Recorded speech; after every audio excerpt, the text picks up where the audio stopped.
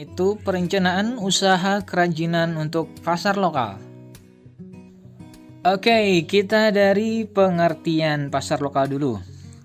Pasar lokal yaitu pasar yang terbatas di lingkungan atau daerah yang sama dengan tempat produksi.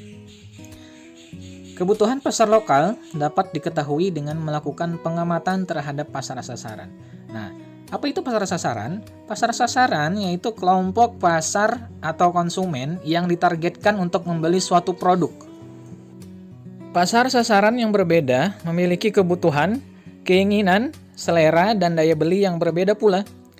Kebutuhan dan keinginan dari suatu daerah itu bisa berbeda dengan daerah lainnya. Kebutuhan itu bisa dipengaruhi oleh pertama, kondisi lingkungan, kegiatan masyarakat, kebiasaan, atau budaya. Nah, selain kebutuhan, pasar sasaran juga memiliki keinginan. Keinginan untuk memiliki produk pada umumnya muncul dari gaya hidup dan selera. Oke, next yang kita bahas adalah sumber daya. Nah, dalam melakukan wirausaha atau usaha itu pasti ada sumber daya. Nah, di sini ada beberapa macam sumber daya. Yang pertama, bahan baku atau material. Kemudian yang kedua, teknik dan alat. Dan yang terakhir adalah skill atau keterampilan. Wirausaha kerajinan untuk pasar lokal itu dapat dimulai dengan melihat potensi bahan baku, potensi teknik, dan keterampilan yang ada di daerah tersebut.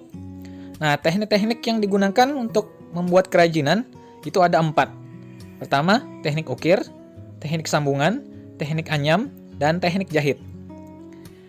Perancangan produk didasari beberapa faktor pertimbangan, yaitu fungsi produk, pengguna produk atau konsumennya, material atau bahan, teknik pembuatan, nilai estetis atau nilai keindahan, dan yang pasti harga jual. Kemudian di slide kali ini saya tampilkan satu bagan atau ilustrasi mengenai beberapa hal yang berpengaruh dalam perancangan produk. Yang pertama, fungsi produk.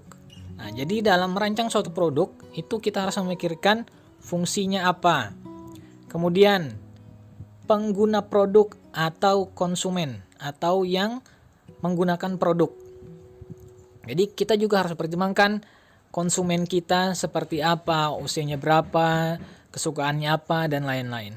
Kemudian material atau bahan. Nah, dalam merancang suatu produk, kita juga harus mempertimbangkan bahan-bahan yang akan kita gunakan dalam membuat produk tersebut. Kemudian lagi, teknik atau pembuatan. Nah, sesudah kita mempertimbangkan bahan apa yang akan kita gunakan, maka hal yang kita perhatikan selanjutnya adalah teknik apa yang akan kita terapkan nanti dalam membuat produk tersebut. Kemudian nilai estetis. Nah, nilai estetis atau nilai keindahan. Jadi tidak hanya mempertimbangkan fungsinya apa, bahannya apa, tapi kita juga harus mempertimbangkan nilai keindahan dari suatu produk tersebut. Dan yang terakhir, harga jual. Nah, pasti ini adalah hal yang kita perlu pertimbangkan juga. Dari bahannya apa, tekniknya seperti apa, kesulitannya seperti apa, maka dapat kita tampilkan atau dapat kita kalkulasikan berapa harga jual produk tersebut. Oke, sekarang kita lanjut ke bagian B, yaitu perancangan dan produksi kerajinan untuk pasar lokal.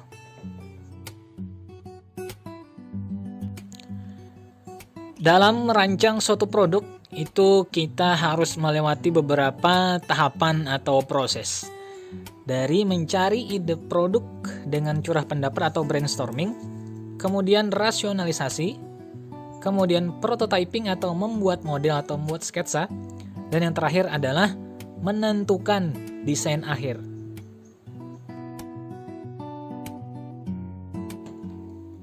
Baik, kita bahas satu-satu ya.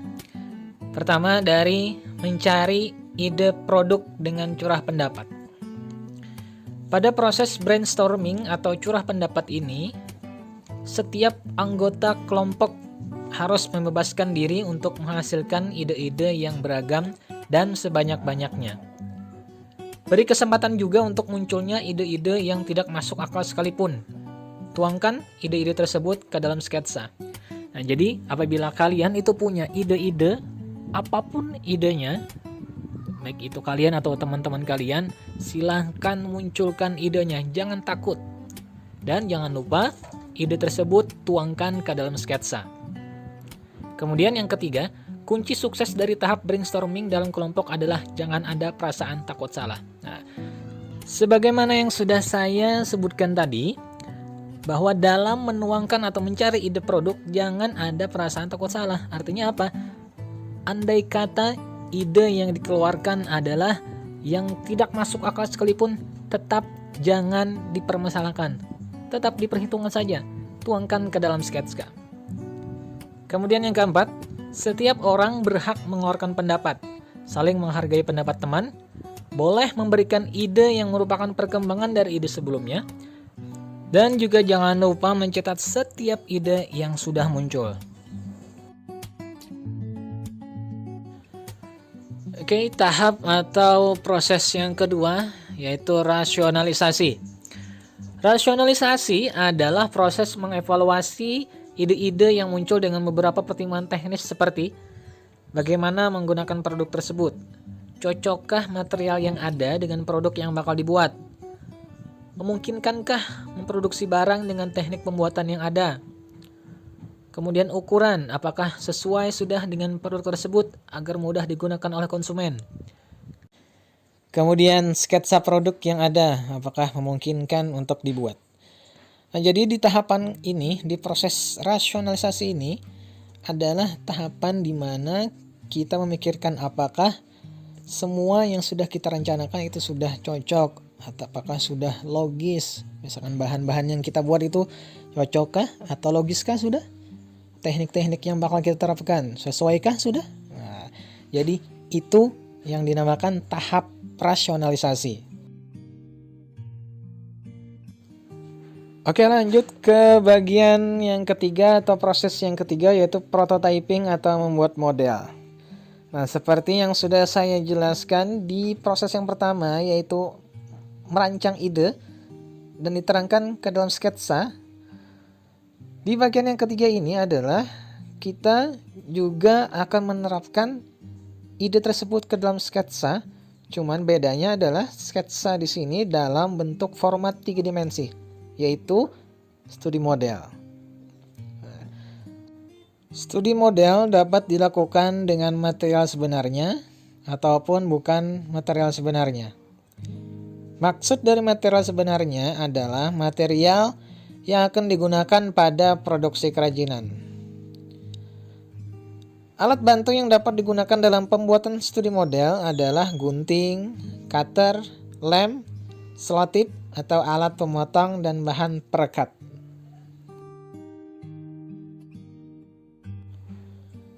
Sekarang kita sudah sampai di bagian tahapan ataupun proses yang terakhir, yaitu penentuan desain akhir.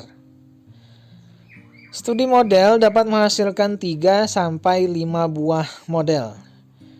Penetapan desain akhir dapat dilakukan melalui diskusi ataupun evaluasi. Proses evaluasi menghasilkan umpan balik ataupun feedback yang bermanfaat dalam menentukan desain akhir yang terpilih. Oke, demikian video book mata pelajaran prakarya dan kewirausahaan bab 1 semester 1 untuk siswa kelas 12 di bagian A dan B dalam perencanaan dan perancangan dan produksi usaha kerajinan untuk pasar lokal. Sekian dari saya.